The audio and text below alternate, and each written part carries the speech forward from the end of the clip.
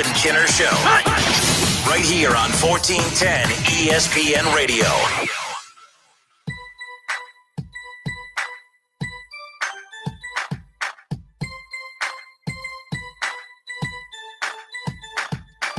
All right, we are off and rolling here this afternoon. The Justin Kinner Show presented by Frickers. Frickers, your home for fun food, sports, and spirits.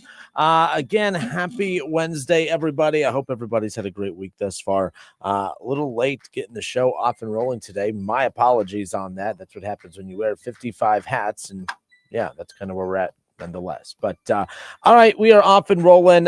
Jason Fitz, Yahoo Sports, he's going to hang out with us coming up here just around the corner. One thing I wanted to open up with is, college basketball is starting to really take off. Dayton last night, a massive win over Florida State. I mean, didn't just beat Florida State. I mean, just rolled them over. I mean, dominated Florida State on their home floor. I think that, it was a great performance by the Flyers. They're wrapping up non-conference play, and then it's going to be all A-10 play moving forward.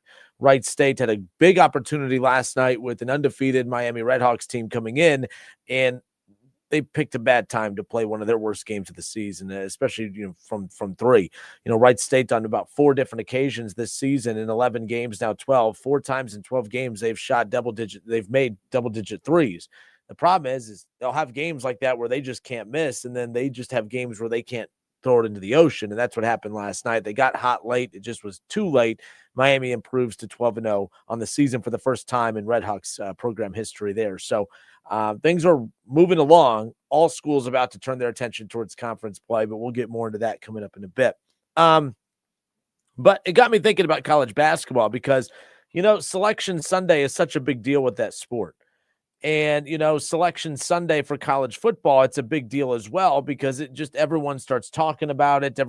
Because we speculate for weeks what the bracket's going to look like. And then it finally comes out and then we start talking. Everyone has opinions. I mean, everyone was pissed off that Notre Dame didn't make it, right? Everyone's mad that Alabama did make it. Everyone's questioning why are teams like Tulane and James Madison in the playoff, stuff like that, right? So there's so many storylines and so many people are talking about it. Everyone's talking about college football. Everyone's obsessed with college football. And then Selection Sunday happens on December. What would that have been? Let me pull this up. December 7th. It's now the 17th. 10 days after Selection Sunday, and we haven't had a game. And we're not going to have a game until Friday night. So for 2 weeks, no games whatsoever. 2 weeks. And I feel like it's completely lost momentum. I feel like people I do believe that there's an even bigger audience of college football fans that you would be able to capture if on Selection Sunday you have December 7th on, Selection Sunday on December 7th. This playoff is kicking off a week too late, in my opinion. To me, I'm like, what's the purpose of earning a bye if you are Texas Tech or Indiana, Ohio State, or Georgia? Everyone gets a bye. Everyone gets 2 weeks off at the very least. Ohio State, Georgia, Texas Tech, and Indiana, they all get 3 weeks off. And I got to tell you, I think if you truly sat down and talked to coaches, I don't think Ryan Day likes having 3 weeks off. And let's be clear, the teams that didn't play in their conference championship game, they're getting 4 weeks off. So I'm not a fan of this. I think that that's something that needs to change. The national championship game, guys, is on January 19th. There is no reason for the college football playoff season to be bleeding that far into next year. If you had Selection Sunday, I mean, at the very least, the national championship should be wrapping up in that first week of the new year. I mean, it's almost February. By the time the national championship game kicks off, we're already about a month away from Selection Sunday for college basketball. Now, that's being a little aggressive, but not really. There's no reason that the season should be ending on January 19th, especially when teams who don't make the playoff, they've already started on preparing their rosters for the next season. And now you have to, you're spending all of, back half of November, all of December, and most of January putting your schedule and your roster together while teams are being penalized for winning and advancing in the playoff. I just don't get it. And it's not even about what's fair or right for the teams in the playoff. To me, it's about us as the fans. I mean, we're not going to see the first round playoff games. The first game will be Alabama, Oklahoma on Friday night. But I'm just thinking, like, why in the world are we waiting this long? Selection Sunday was on the 7th. The very first playoff game's not till the 19th. It should have been last Friday. What I do think that the NCAA tournament for college basketball is it's such a big deal because it's like, okay, you have Selection Sunday. Everyone knows who they're playing. And within days, this is why I think it's ridiculous. The NCAA tournament put 68 teams in the tournament on the bracket. 68 teams all disperse. Selection Sunday happens. They put out the bracket. They tell you everyone who's made it.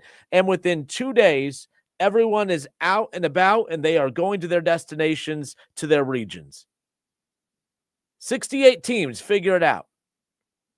But 12 teams, and let's just make it 8 teams because the teams that get the bye right off the bat, they can't get 8 teams out to a destination. Like, I think it's ridiculous, and people are going to say it's about ticket sales. You either have a draw of a matchup or you don't. I don't think it needs an extra week of build. But I found myself today, like, I'm starting to lose interest. Like, I feel like this playoff is so far off in the distance. I'm starting to lose interest in it. Are you? Are you starting to lose interest in this playoff? Does it take too long to kick off? There's no reason for it to have a national championship game on January 19th when your first round bye team, or when your teams with byes don't even play till 3 weeks after Selection Sunday. I think that's ridiculous. I have a huge problem with it. They need to figure this out. You know, I love the NCAA tournament. Selection Sunday, bam, 2 days later, you're playing those first 4 games. And then Thursday, Friday, the week of, it's the first round game. Like, that's what this should be. You want to get, and by the way, it's football. You need weeks in between. You need a week in between. You don't need weeks in between. Ohio State, congratulations. You earned a bye. We'll see you in 3 weeks. Oregon, congratulations. You didn't earn a bye. We'll see you in 2 weeks. Do these teams really need 2 weeks? You just played a 12-game regular season. Do you really need 3 weeks to prepare for your playoff opponent? I think that's stupid. This needs to change. It needs to change very, very quickly. There's no reason why we should be going 2 weeks without football games when it's all said and done. I'm Justin Kinner. It's the Justin Kinner Show, 1410 ESPN Radio. 937-518-1410. That's the number that you can call and jump in on the conversation. Would you like to see, after Selection Sunday, would you like to see these games kick off right away? First playoff game's coming up this Friday night. 2 weeks and some change removed from the Selection Sunday. This game should have been kicked off last Friday. Nonetheless. The Dayton Weight Loss Secret Program has successfully helped thousands of people lose 20 to 30 pounds in a month or two. Schedule your free consultation in person or virtually by calling 937-999-1480, or you could do it online at DaytonWeightLossSecret.com. It's the Justin Kinner Show presented by Frickers. 937-518-1410. We'll be right back.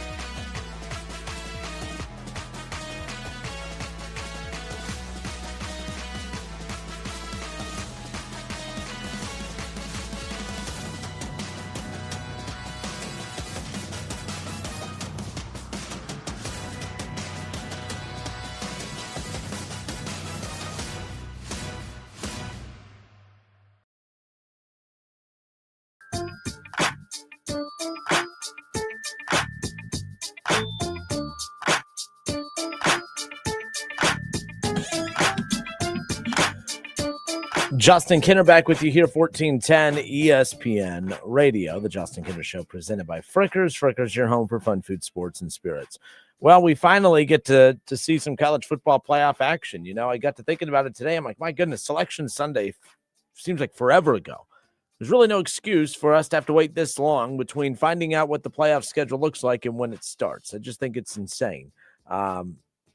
You know, that's kind of where we're at. You know, the NFL, the regular season wraps up, and the very next week, boom, it's the playoffs. The NBA, the regular season wraps up. The next week, boom, it's the playoffs.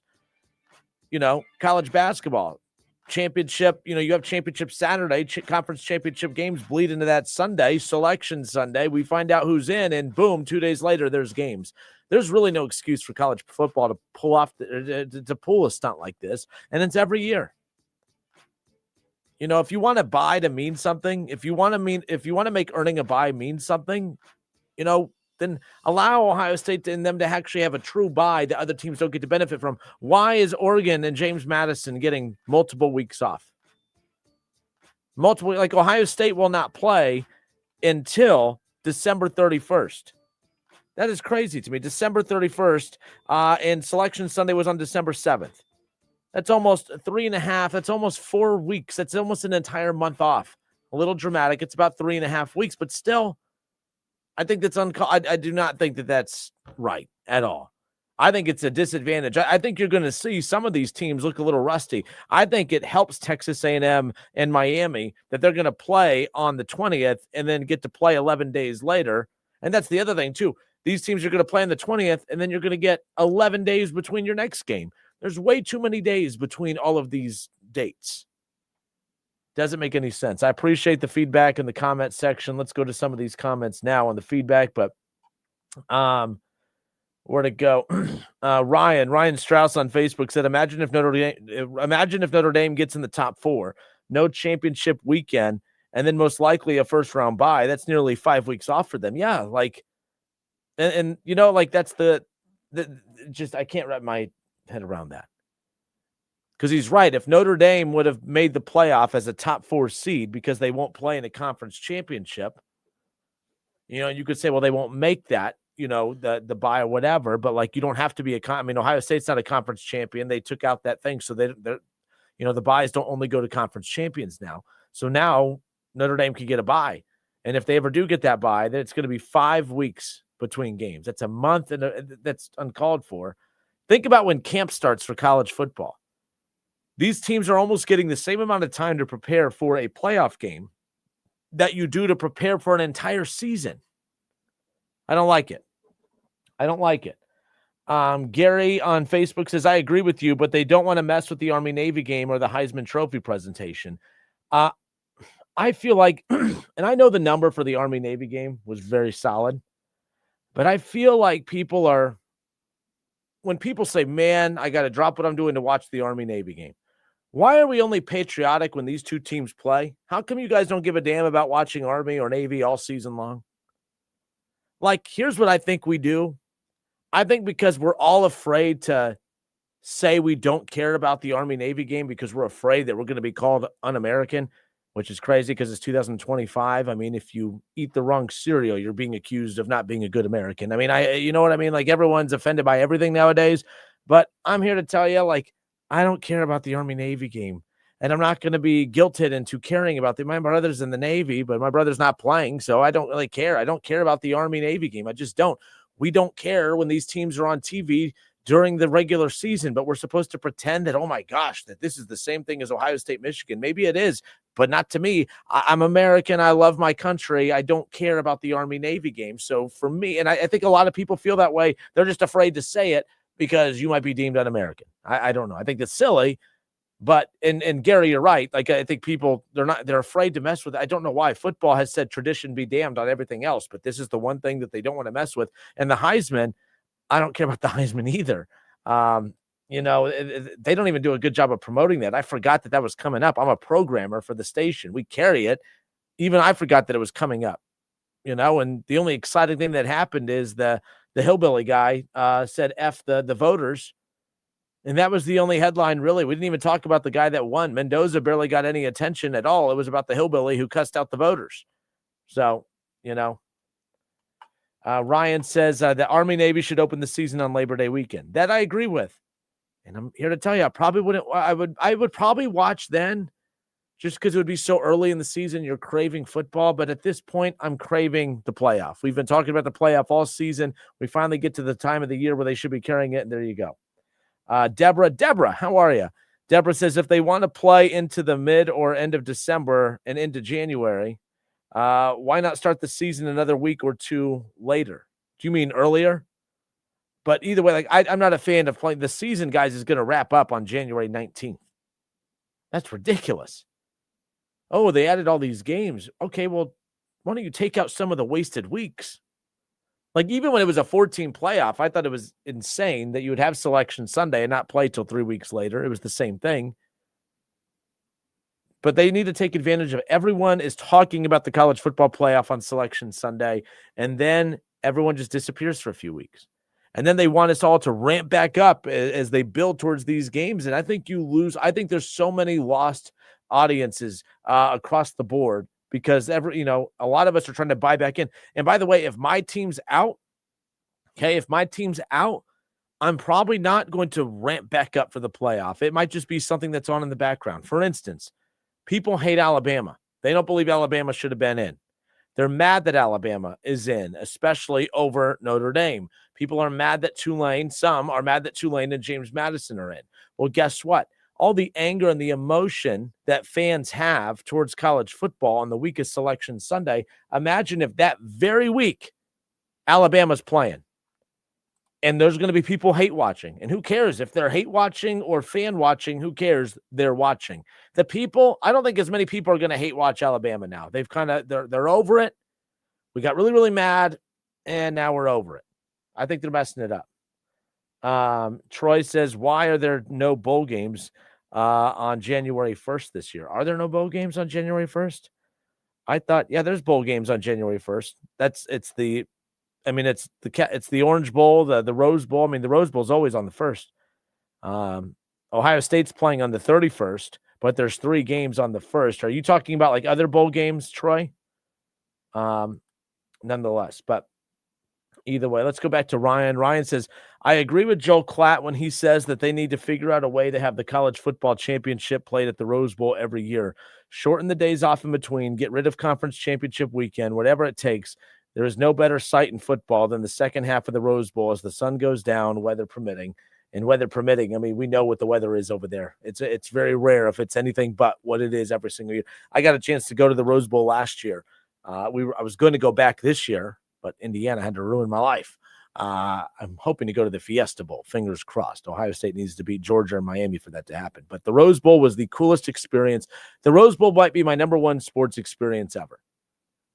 I think that was the coolest experience ever. It helped that Ohio State kicked Oregon's ass. But to be honest, I was massively in love with that event before kickoff.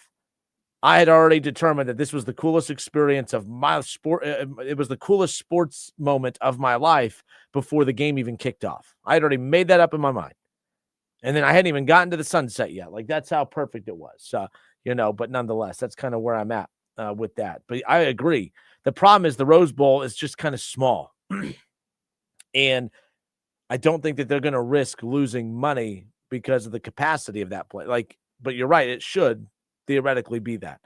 But to go into a place where you're going to sit 60, 70,000 to a place that sits about 40, I don't think that's going to go well. I don't think that's going to go over well. But I'm with you. I think that should be the case either way. I'm trying to get to as many of these as I can. I appreciate everyone chiming in on YouTube. Kirk says, hey, Justin, thanks for the tickets to the game last night. Thank you guys. Anytime that we have a chance to give tickets out for Wright State, we'll definitely get those to you. Thank you for going. Thank you for listening. Nonetheless, we're going to talk about this more with Jason Fitz coming up in a bit. Troy said, never mind, matchups not set. Yeah, I have the bracket up, Troy. I have the bracket up, and it just has from ESPN, at least the one that we use. But yeah, Texas Tech, Indiana, and Georgia all are going to play on New Year's Day. Texas Tech will play the winner of James Madison and Oregon on January 1st. That's a noon kickoff on ESPN. ESPN will also carry the Rose Bowl at 4:00. And Indiana will face the winner between Alabama and Oklahoma. So we'll know Indiana's opponent coming up at the end of Friday night. This Friday night, Alabama is a 1.5-point favorite at Oklahoma, by the way. And then Georgia will take on the winner of Ole Miss and Tulane. So let me reset that. Georgia will face Ole Miss on January 1st. That's the 8 p.m. game as far as that goes. And then Ohio State will play on December 31st, New Year's Eve at 7:30. That's the schedule as it sits now. So nonetheless, all right, let's talk about this more with Jason Fitz. Jason Fitz from Yahoo Sports. He's going to hang out with us when we return. It's the Justin Kinner Show presented by Frickers. Frickers, your home for fun, food, sports, and spirits. We'll be right back.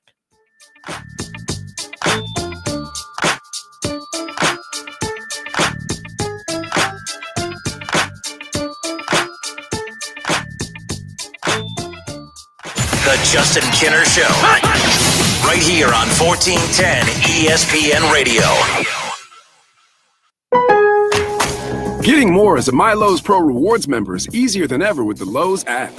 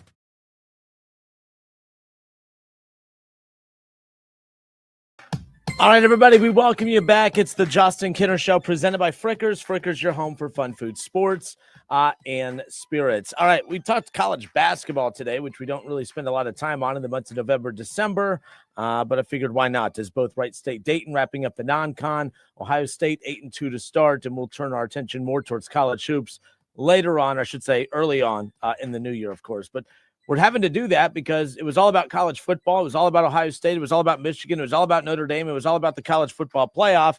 And then we just slam on the brakes. And that's what I want to talk about now with our next guest, Jason Fitz, Yahoo Sports. Awesome enough to give us some time. Jason, welcome in. How are we today? And I'm great. And you're right. I think it's one of the dumbest things in the entire college football calendar. I mean, look, find a different way. If we really need a standalone game for Army Navy, if that's what everybody in the world wants, then start the season with Army Navy. If that's what we need to do, fine. But the concept that we just named the playoff teams and then we go through a weekend with no playoffs, it makes zero sense to me. I have all this adrenaline and momentum, and we're going to be rewarded for that with 2 blowout games and then one game that we actually care about, the opening weekend. We should already have been through that. I mean, should they ever consider, just going from Selection Sunday? I mean, with the purpose of the bye, I mean, all these teams are getting byes technically. All these teams are getting weeks off. That's why I don't look at a value in getting a bye. I mean, if anything, I think if you really ask the coaches of the teams that got the bye, I don't know how much of a value it truly is. I guess you could say an extra week to get healthy, but ultimately Selection Sunday, the next week, those first round games should start and then maybe set the stage for a 2-week gap between or something. I can't stand that. You go through all the build to this, you get Selection Sunday, and then you just sit on your hands for the next couple of weeks. It just kind of kills momentum, in my opinion.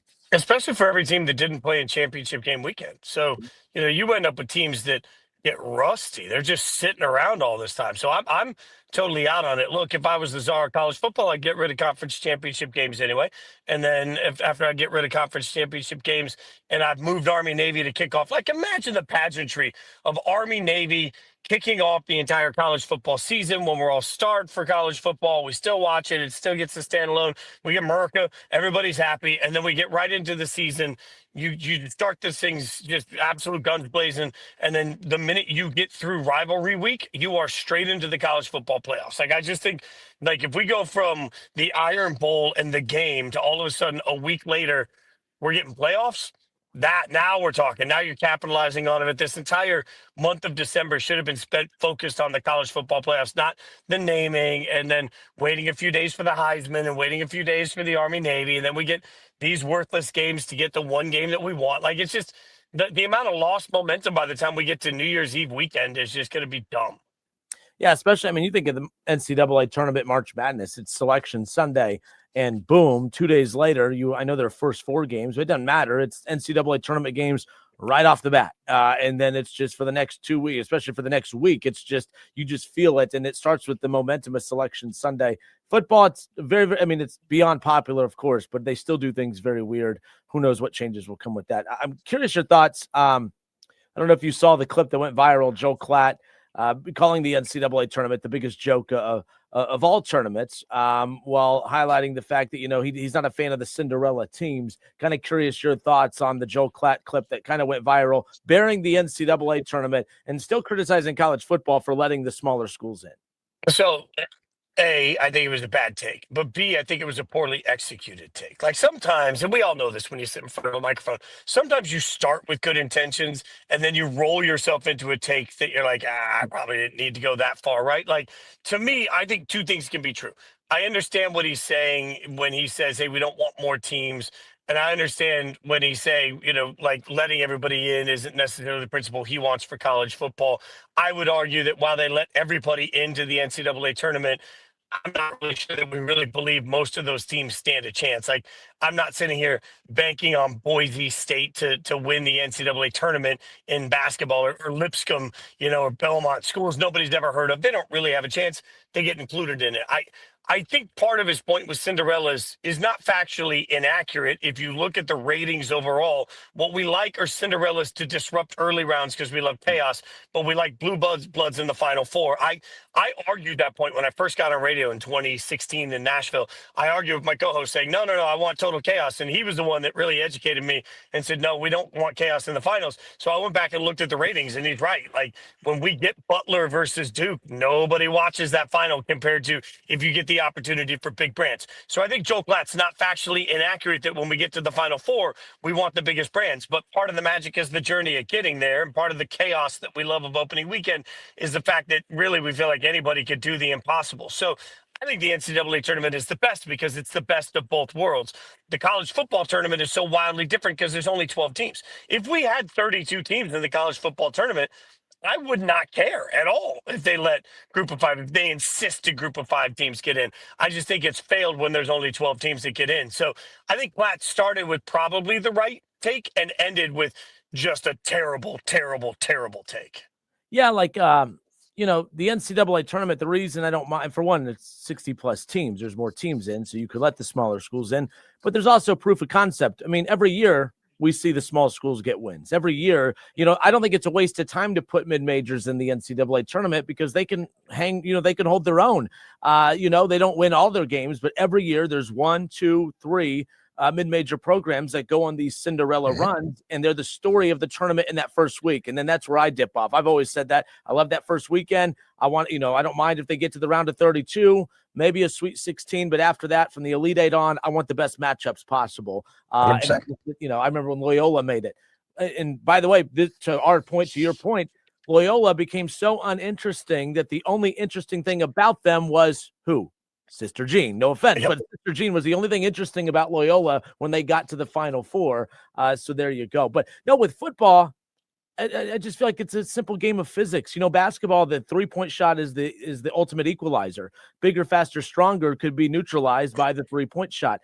That factor doesn't exist in football. I don't know what that factor would be in football to give the smaller schools chances. I just don't think you would ever see upsets, no matter how far you expand this. I don't think we'll ever see the little guy knock off the big guy consistently enough to warrant what we see in college basketball. Well, if the little guy wants in, the little guy can earn their way in. Like, this is such a backhanded way of talking about college football because Cincinnati got in when there were only 4 teams. Like, there were 4. Cincinnati was one of the 4, right? Like, Boise State got in when there were 12, and they would have been in without the automatic bid process. Like, they were clearly in the minds of everybody with Ashton Genty and the way that team looked that year. They were a top 12 team. Like, you can get into the college football playoff without somebody having to turn around and say, oh, shucks, well, let's let the little one in. Like, this is not 5th grade dodgeball where you still have to make sure that the fat kid makes your team. Like, that's not the world that we live in. The most empowering thing about college football now is if you want it, buy it. At the end of the day, if you want to be great, I'm sitting here wearing a UNLV hoodie as we talk. If UNLV football wants to find their way to the college football playoff, all they got to do is spend the money. Like, now you could go out and say, okay, I want a $10 million quarterback and I want a $5 million wide receiver and I want $3 million edge rushers. Like, you want it, go earn it. Go spend it. If you're not willing to spend it, then it's not my job to put you in. So, I mean, we're acting like Indiana was a college football powerhouse. They were not. Mark Cuban turned around and said, I'm going to make this team successful. And what do you know? Now we have a different way of looking at Indiana. Michigan State, if you'd asked me 3-4 months ago, I'd have told you Michigan State was teetering on the irrelevance for the next 20 years in college football. Then what do? They get a $401 million donation from one man. So, like, if you don't want to be irrelevant in college football, if you want to belong at the big boy table, imagine if you walked into Christmas dinner and there was the adults table and there was the kids table. And you're like, man, it's so unfair. I don't want to be at the kids table. Okay, well, it costs you $500 to get at the adults table. You want in? Get in. So then it's up to you. And that's the thing to me. Modern college football, you got to pay your way to get to the big boy table. But if you want in, you can get in. So it's not my fault that Tulane doesn't spend at the same level. Like, their inability to raise the same amount of money that Michigan State raised for that donation is not my problem. So, like, it's a capitalistic free market world. You want to go out there and spend your way to success, be successful. Don't ask me to cry for you or change the rules just to put you in when you don't want to spend the cash. You've worked in the world of sports talk. You were a musician at one point. I mean, you still are technically, right? But you love music. Yeah. Let me share with you my favorite song. It's great to be a Michigan Wolverine. It's great. Is it though? Is it fake to be a Michigan Wolverine? What the hell's going on in Ann Arbor? What the heck? It's awakening to new modern college football where all of a sudden, again, you want it, spend it. Everybody just presumes, well, we're going to go out and get the biggest name coach. Okay. Well, I mean, look at Kenny Dillingham, widely rumored to be, in the conversation. Okay. For what? Like, just if you're from Arizona, your parents live in Arizona, Arizona turns around and says, you know what? We'll give you a raise. We'll make sure you're in the same tax bracket. Then you go to your family, whatever. Like, if you're married with kids, like so many coaches are, you go to your family and you say, hey, you know what? It's a little bit more money, but we have to move to Ann Arbor, Michigan. Like all of the things that we say as media and fans about legacy, I guess my question is, do we really believe in today's market, in today's free market world, that it makes that much difference to everybody? Quality of life, where you live. Like when I got my first deal with ESPN, it was contingent. There was literally a line in my contract that said, you must move to Bristol, Connecticut. There was no option. Did I want to move to Bristol, Connecticut? Hell no. But I moved to Bristol, Connecticut because that's what I had to do to work at ESPN. Now, when you work for ESPN, they've taken that line out because anybody can work from anywhere. So they don't require people to relocate anymore because the market changed and the way the world changed, right? So I think what we forget sometimes is like maybe you just as a man, maybe you don't want to live in Ann Arbor. Maybe your wife doesn't want to live in Ann Arbor. Maybe you like being close to your parents. Maybe you don't want to move your kids away from the infrastructure. Maybe you're content with what you've got. And also, by the way, you're making $8-9 million a year in one place or $10-11 million. Like when you are making generational wealth as a head football coach almost anywhere, then it's like, well, you have a better shot at a championship in Michigan. Do you? So now play this out. Where's it easier to make the college football playoff? Arizona State or Michigan? Like you start doing the math on that. It's like, no, actually, all I got to do is it's a much easier conference to win over here than it is over there, right? So even the path to the college football playoff doesn't look easier to me to Michigan. So your only argument is we have more NIL money to spend. Yes, you do. But for that more NIL money to spend, you also have more grief. You have more Friday Night Light Buddy Garrity's that are calling you up and saying, why aren't you playing this guy? You have the awkwardness of we're paying Bryce Underwood, depending on which report you like, $12 or $14 million a year. What if you don't want to start him? What if you don't think he's good enough? We can't do that. Spend too much money. These are all real life complications. Michigan's a great job. It's a great school. It's a great football program. The problem is now you can't just write a check and presume that your legacy means something to every football coach. Because when you can make up yours money doing literally anything at any school, do you really need that extra life stress? This is the same reason we all keep wondering when Kalen DeBoer is going to leave Alabama. I've had coaches in college football talk to me about having to move their kids' schools because their kids were getting bullied because of the result on Saturdays. That's real for a college football coach. So if you're living somewhere where you make almost the same money and you don't have to deal with that, where you're not going to lose your job if you lose to Ohio State, I don't know. I mean, I think we undervalue the rest of college football. Jason Fitz, Yahoo Sports, with us here to the NFL as we wrap this up. Joe Burrow, I don't know if we talked about this last week. I can't remember, but when he did the press conference, just talking about how, he needs to be happy to, to play this game. He needs to be happy. That caught a lot of people's attention. And then you compound that with probably the worst performance that I've seen from him. One of, throughout his career, and he's great way more times than not. We all know that. I mean, how concerned should Bengals fans be? I didn't appreciate the return gaslighting from Burrow and his side, saying, I don't know why everyone's making a big deal about this. You're why people made a big deal about this. And then did it perform well? How concerned should Bengals fans be about just the last sequence of events, Burrow's comments, and then his performance this past Sunday? Through the roof. I mean, look, we all constantly talk about, oh my God, he gets paid a king's ransom to play a child's game, right? Like we all know that. And Joe's referenced that when asked why he came back from injury. I don't know. You never know what somebody loves, right? And look, when I first was leaving the band Perry and we had just had a number one song and I started meeting with people at ESPN, they kept saying, why would you leave the music business? Like nobody understood why I wanted to leave. That was one of the main breakthroughs I had to make with everybody, was getting them to understand I didn't want to be a touring musician anymore. And so many people to this day don't understand that. Like when ESPN let me go a couple of years ago, even guys like Trey Wingo, like Trey hits me up on the text and said, you should go back to touring. Like so many people don't understand that, like, I lived that chapter and didn't love it, right? And so we sit here and say, well, that's the job of a lifetime. Joe Burrow has made so much money. His kids will never have to worry about how they pay their bills. So now you've got somebody that's made so much generational wealth that he lives different. He will always live different.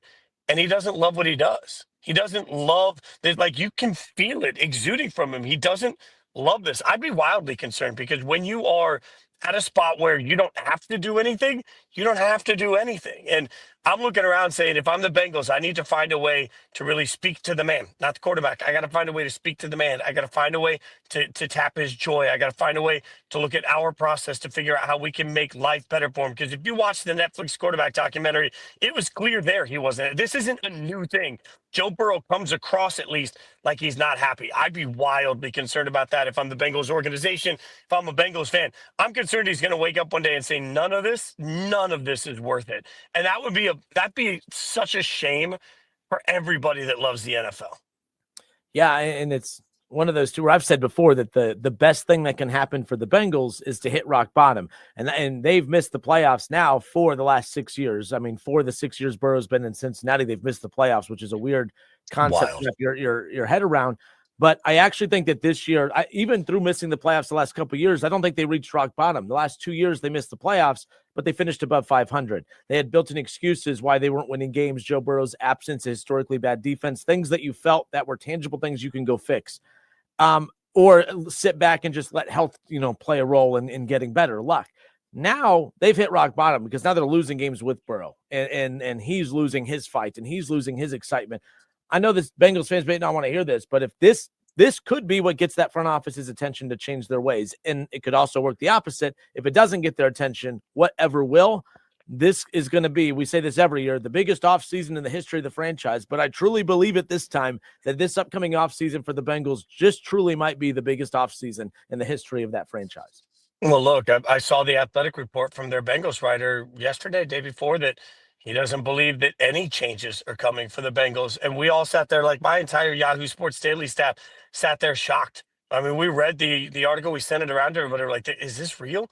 Because look, I'll be old man for a second. Everybody go back and just look back at Dan Marino's career. Joe Burrow is becoming the modern Dan Marino. It's the Super Bowl in his rookie year, and then it's the organization's reliance on his incredible talent to just make them surrounded by great wide receivers all the time, but they could never put the right roster together, and they were never bad enough to get the things fixed they needed to get. And this was a Dolphins team that won a lot of games, but didn't win the games that they needed to win, and they never got back to the Super Bowl. And now we sit here, and every time I ever interview Dan Marino, I have to ask him, about not winning a Super Bowl, because it's always part of the conversation piece of him. We're watching the modern Dan Marino with Joe Burrow. And the problem is, if you don't study history, you'll repeat it, right? The Bengals need to look back at all of this and say, how do we prevent this from happening? I genuinely believe it's not the fact that they're not winning a Super Bowl, because I think Mahomes and Andy Reid and that combination, that creates a ceiling for a lot of different teams. I'm going to be fair about that. It's the fact that they're not every single year one of the 2 or 3 scariest teams in the NFL. When the schedule comes out, if your team is taking on the Bengals, you should sit there and say, dang, I don't want to have to play that football team. When you've got Joe Burrow as your quarterback, you should be every other team. When you got Joe Burrow with Jamar Chase, with T. Higgins, every other team in the league should be scared to death of the Bengals on their schedule. It is an abject disaster that they aren't. All right, well, we'll see how things proceed. Again, you have the comments, the poor performance. We'll see how the Bengals turn things around, if they turn things around coming up. They're eliminated from the playoffs, but you just want to see that there's still some fight left. We'll see what ultimately happens. Jason, you the man. We will not be on next week for the holiday, so we'll see you after that. But I appreciate, everyone loves when you come on. We appreciate when you come on. You give us time. You sit in your car to give us time, man. Thank you so much. I hope you know how much that means to us. Man, I appreciate you. You know that friendship is real. And Merry Christmas, Happy Holidays to you and to everybody listening. It's incredible. To get to do what we get to do is a gift. So I appreciate you letting me have this microphone platform. All right, good stuff. Jason Fitz, Yahoo Sports. You the man, sir. Appreciate you. Appreciate you, brother. All right, good stuff. The Justin Kinner Show, presented by Frickers. Frickers, your home for fun, food, sports, and spirits. 937-518-1410. That's the number to call and jump in on the conversation. We will be right back.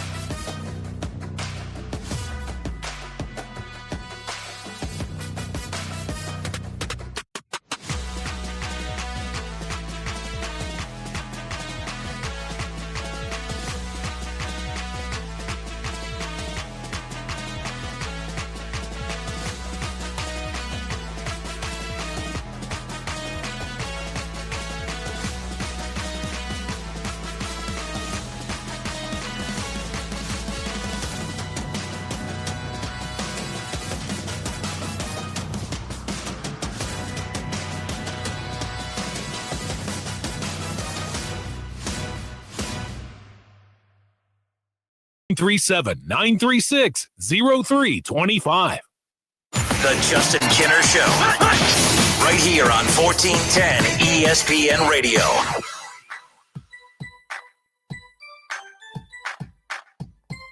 All right, and we are back. It's the Justin Kinner Show presented by Frickers. Frickers, your home for fun food, sports, and spirits. All right. I appreciate Jason Fitz, by the way, giving us some time like he always does. I don't know if you guys saw this. So one thing that we just talked about was the fact that Joe Burrow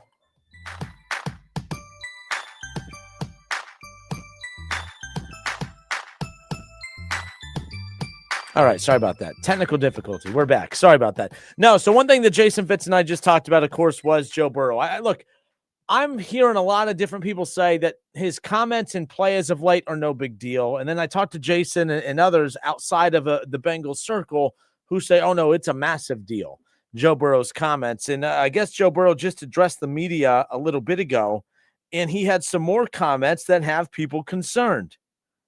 I would be concerned by some of these comments. I'm pulling it up. Of course, my phone refreshed. Joe Burrow was asked if he has thought about playing for another team at some point in his career. When I get off work, we have a holiday party, but I'm really looking forward to seeing my wife when she gets off work. And I'm going to ask my wife, hey, do you envision being married to somebody else at some point? And I'm hoping that she says, no, I'm going to be with you forever. You're who I want to be with. I don't think of anybody else. Now, she might be lying, but who knows? I mean, I'm not that great, but you would hope that that would be the case. If my wife asked me that and I said something along the lines of, well, maybe, yeah. I mean, you're my girl, right? Like, I would probably get slapped in the face. So Joe Burrow was asked today if he has thought about playing for another team at some point in his career. Joe Burrow's response, well, you think about a lot of things. That's his response. And in an isolated situation, maybe it's not that big a deal. And for more context, the reporter said, is there any world that you're not the quarterback of the Bengals next year? Talking about 26. Joe Burrow says, I can't see that. No, he can't envision a world where he's not the quarterback next year. The reporter then said, have you ever thought about the possibility of not being here during your career? Burrow responds with, you think of a lot of things. So that's kind of interesting. Guys, Joe Burrow is he's very calculated with what he says. He's not saying these things by mistake. And I don't think he's saying these things tongue-in-cheek either. So that's the thing. So Joe Burrow, I think, is being, and here's the thing about Joe Burrow. I think he's being honest. I think Joe Burrow is fed up. I think Joe Burrow has had enough. And you guys know my take on this. I think Joe Burrow's played a role in this, and I don't mean by his skill set. I think the reason that they win games is because of him, but I also think why they lose games is because of him and not because of his skill set. I think Joe Burrow plays for a desperate organization. I'm a Browns fan, and I remember people saying, well, your organization was so desperate for a quarterback. Look at everything that they gave up to get Deshaun Watson. And my response to that was, yeah, you should be desperate. So you may think I'm about to rip the Bengals here. I'm actually not. But just because I'm not ripping them doesn't mean that I'm not pointing out that there are repercussions to being desperate. The Browns were desperate to get Deshaun Watson. Desperate. They were so desperate to get Deshaun Watson that they were going to give up the farm from a draft capital standpoint.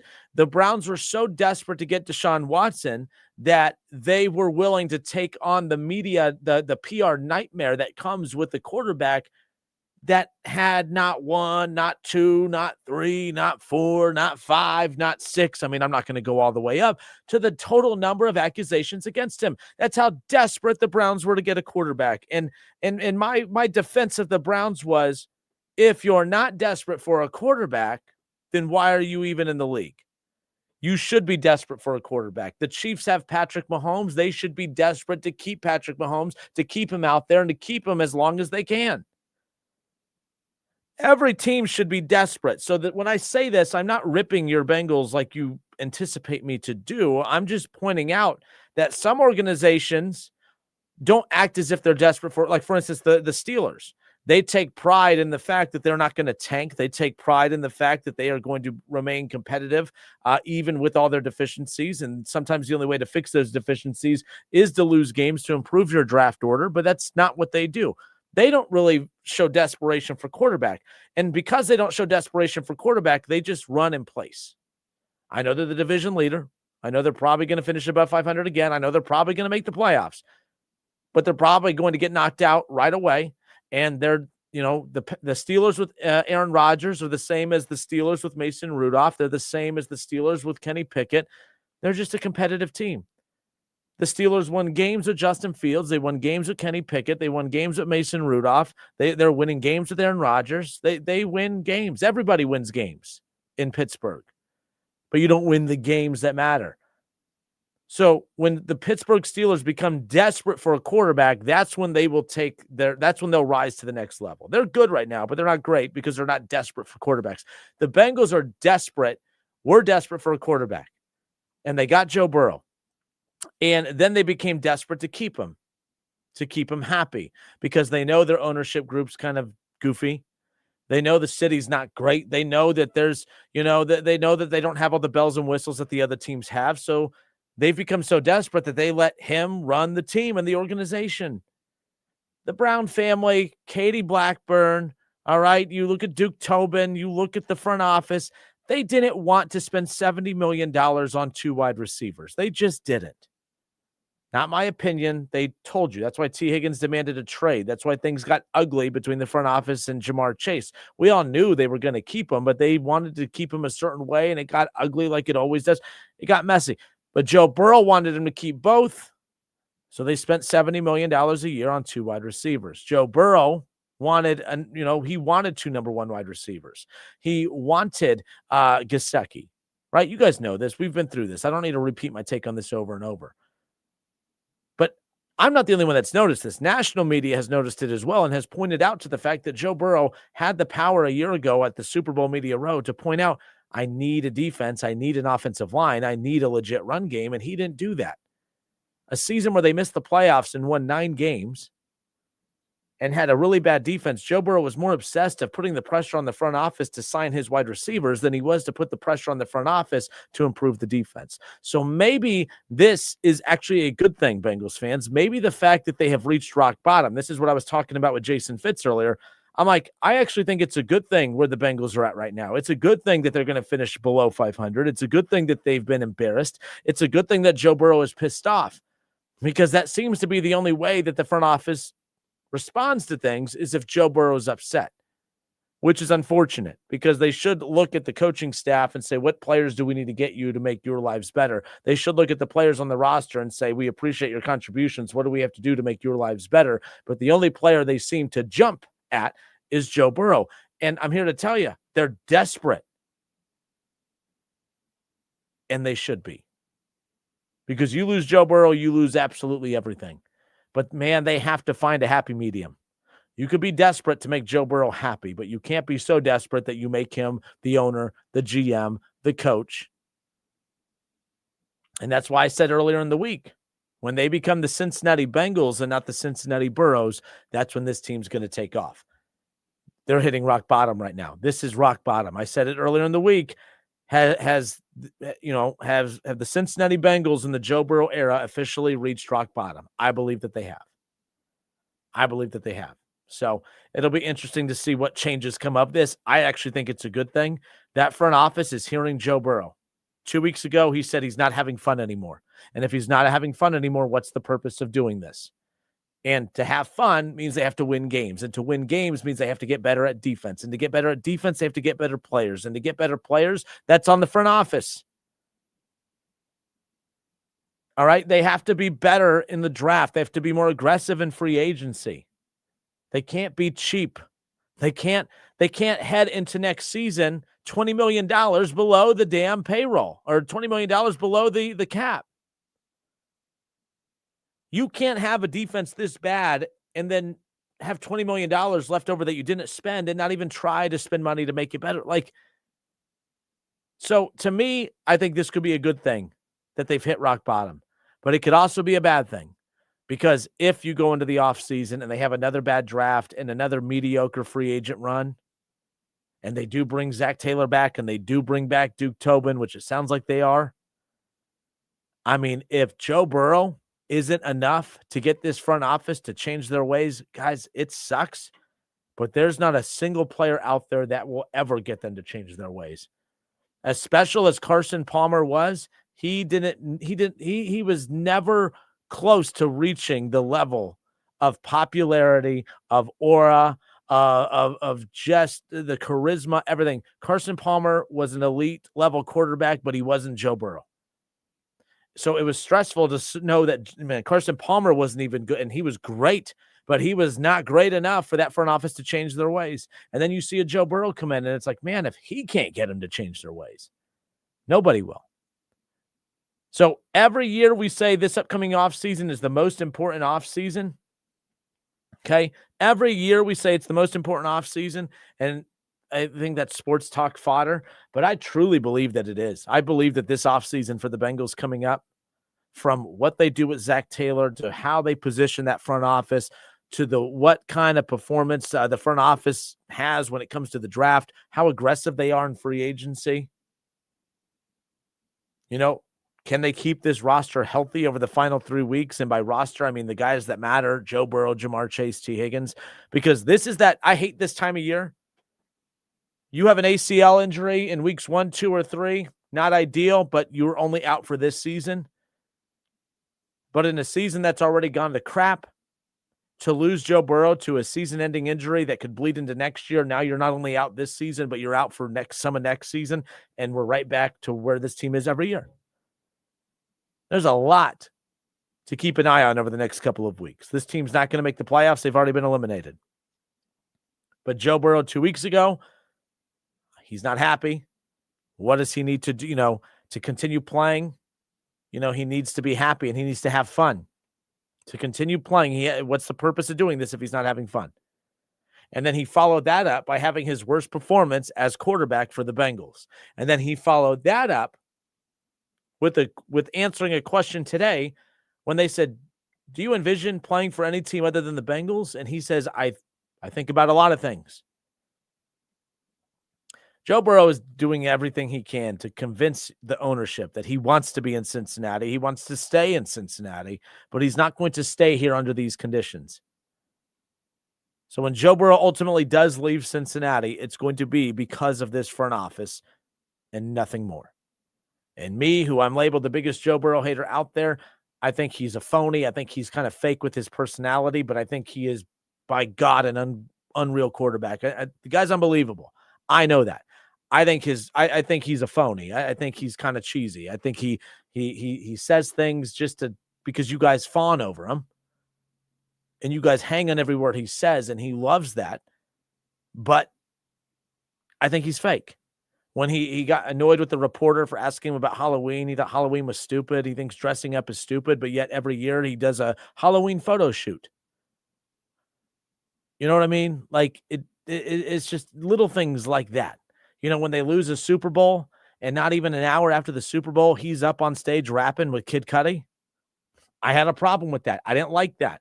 I don't like that you lose a Super Bowl, the biggest game in your career, and you were so arrogant to think that this was, we'll be here plenty of times. Within an hour of losing the Super Bowl, he's up on stage rapping with Kid Cudi. I didn't like that.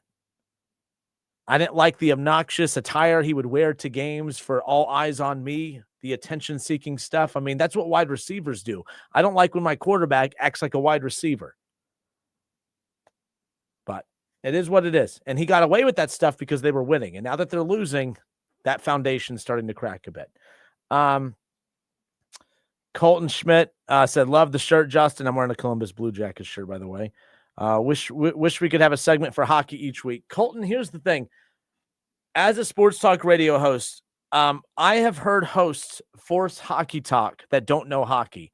And I believe my philosophy on this is this. I don't watch enough hockey, and I don't know a lot about hockey. And I feel like I would rather admit that to you and my listeners than to, when we come back, we're going to talk Blue Jackets hockey. I think I would insult your intelligence as a listener by me forcing a hockey topic. And maybe that's on me. Maybe I need to change that. Maybe, I do know this, that there's a lot of great reporters. All right. There's a lot of great media with the Blue Jackets that are willing to come on. Maybe I need to bring them on. I just feel like I don't know enough about it to give you a legitimate segment on it. But maybe that's my New Year's resolution. Maybe I try to bring a hockey segment to the show, and I don't know anything about hockey, but I need to bring people on that do, for guys like Colton who like the Blue Jackets and like hockey. So I'm not mocking that. I'm not saying no. I'm just explaining. I cringe in the field that I'm in when I hear hosts that I know don't follow certain sports and they try to talk those sports. I feel like you're doing a disservice to your listeners if you're going to do that, because you're BSing them. You're just making stuff up. That's kind of where I'm at. But I'm willing to BS. I'm willing to make stuff up. No, I'm just we'll talk about it. But we are going to start the Blue Jackets game of the week. Does start in January. Every week once we get we don't start that till after Ohio State football, but starting in January when Ohio State football is wrapped up. Every week and throughout the NHL season, we'll be carrying one Blue Jackets game a week. So keep that in mind. We'll be giving away Blue Jackets tickets. We have Blue Jackets gear we'll be giving away. That all starts in January for you hockey fans out there. So keep that in mind. Ron Howard. What up, Ron? Ron Howard asked, will Kevin Stefanski be fired before Black Monday or make it till then? I've been a Stefanski guy for a while. But man, this team's kind of quitting on him. I've told you my approach to this. I believe as a coach, you're allowed to lose. You just can't lose the locker room. Kevin Stefanski has lost for years now, but he's never lost the locker room, and he's always been deemed as an offensive genius. But right now, that defense is elite, and that defense has not been elite over the last couple of weeks. It's almost like they've taken their foot off the gas. And then the offense, not prepared. All right, like as an offensive mind like him, like when you have so many rookies starting, you need to be as buttoned up as possible as a coach, and they're just making too many mistakes that I think go back to the coach. So I think that's on Stefanski, and I think that because of the losing culture that's been there, I do believe that they need a reset. I do believe that they need to get a new coach in there, and I think that's good. It doesn't mean Stefanski can't coach. I just think he doesn't need to coach in Cleveland anymore. And I don't know who that coach is going to be. Jim Schwartz, I think, is phenomenal, and I'm not a fan of letting that guy out, walk out the building. I think that Jim Schwartz, who has done a phenomenal job of keeping that defense locked in despite how poor those offenses have been the last couple of years, he clearly knows how to lead a locker room or lead a side of the ball. I would let Jim Schwartz lead that locker room, lead that. I think this team needs a defensive identity. They are defense. Like that is their identity. But I think that they need to get a young up-and-coming. I'm a fan of the LaFleurs. All right, I think that one of the LaFleur with Green Bay, but there's other LaFleurs out there. I would kick the tires on. I think you need to get a young or Reese. Keep Reese as your offensive coordinator. But they need a shakeup. I think they need to get Stefanski is the face of losing right now in Cleveland, and they need to shake it up. They need to shake it up. We'll see what ends up happening down the stretch. All right, good stuff. I'm Justin Kinner. It's the Justin Kinner Show, 1410 ESPN Radio, 937-518-1410. The Dayton Weight Loss Secret Program has successfully helped thousands of people lose 20 to 30 pounds in the first month or two, myself included. I lost 30 pounds in the first month. It's technically 28, but, I rounded up. All right, but no, 28 pounds I lost in the very first month of doing this program. And I promise you, it's effective. You got to be, you got to go all in mentally with it. But you're not there's no injections. There's no pre-planned meals or prepackaged meals that look better on the box on the outside than when you warm them up. None of that. No endless workouts. Call Dr. Justin and his staff today at Dayton Weight Loss Secret. It's here in Dayton. I go for my weekly check-ins, and that's the cool part about it. To me, the value in this is the accountability.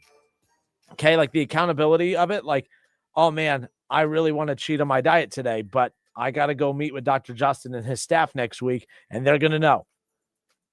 And I like that. For me, I like having that accountability, having to answer for it. And, if I'm just doing it for me and I don't have to answer to anybody except my wife, who will find the Snickers wrappers hidden in the truck. Oh, yeah, I'm afraid of her. I'm afraid of the staff at Dayton Weight Loss Secret too, in a respectful way, of course. Like, it's all about accountability. And if you have that, which that's what this provides, I think that's the truest value of it all. Call Dr. Justin and his staff today, Dayton Weight Loss Secret, 937-999-1480, or you could do it online at DaytonWeightLossSecret.com. If you missed our conversation with Jason Fitz, we have that again coming up for you here around the corner. We'll be right back.